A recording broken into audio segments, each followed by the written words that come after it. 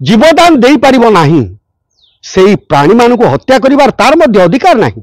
ओडिया संस्कृति ओडिया परंपरा अनुसार आमिष को निषेध करा जायछि एवं सात्विक आहार ताई ओडिशा रे बहु पर्वपर्वाणी प्रचलित होई आछि।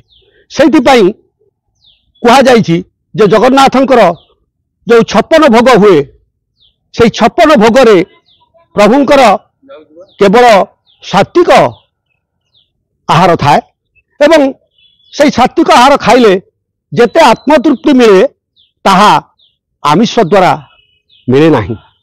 तेणु प्रत्येक मनीष ता जीवन में यदि सात्विक आहार करे तेबे निश्चित भाव में तार मन तार शरीर एवं तार चिंतन उपरे तार प्रभाव मध्य पड़े। कारण खाद्य ही मनुष्य शरीर एवं मनुष्यर जो चिंता धारा उपरे विशेष प्रभाव पकई थाए। जड़े सात्विक आहारी केबे हेले हिंस्र हो पारिबो नाही। जड़े सात्विक आहारी केबे हेले ताहा सहित कली तकरार झगड़ा गंडगोल करि पारिबो नाही।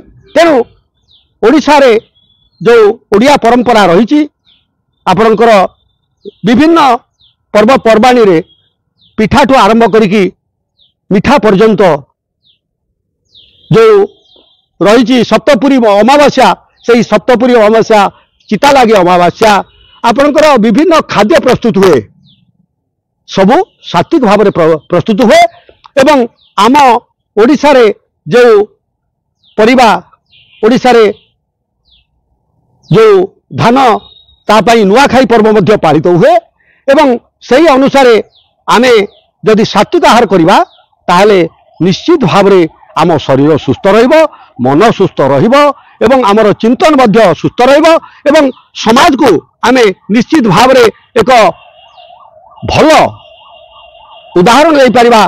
प्राणी हेउछि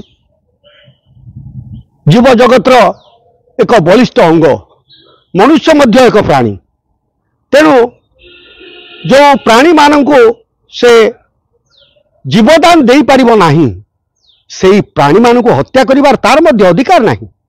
तेणु समस्ते किभली स्वच्छंदर विचरण करिपारिबे समस्तंकर आहार जो पशु माने तृणभोजी से माने जो भली भाव में रोचंती से माने जो भली भाव में विचरण करुचंती प्रांतर रे से माने तांको स्वाधीनता मिलवा दरकार एवं जो गृहपालित पशु माने आमे गृह रे पालन करुचंती सेमानको मध्य आमे सुरक्षा दबा दरकार जद्वारा आमे सेमानको ठारू निश्चित भाव में जो भली गाई ठारू क्षीर पाउचंती गाई ठारू आमे गोबर पाउचंती गाई ठारू गोमूत्र रे आमे विभिन्न प्रकार औषधीय गुण थिबारु सेतिरे मध्य औषध प्रस्तुत करी मनुष्य शरीर विभिन्न रोग को भल करूची।